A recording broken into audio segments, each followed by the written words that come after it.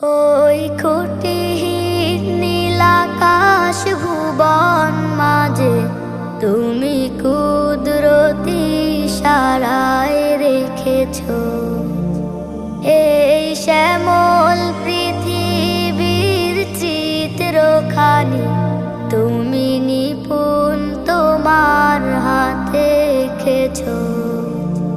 ওগো আল্লাহ, শুকর তোমার আমারে যে মুসলিম করেছ। ওগো আল্লাহ,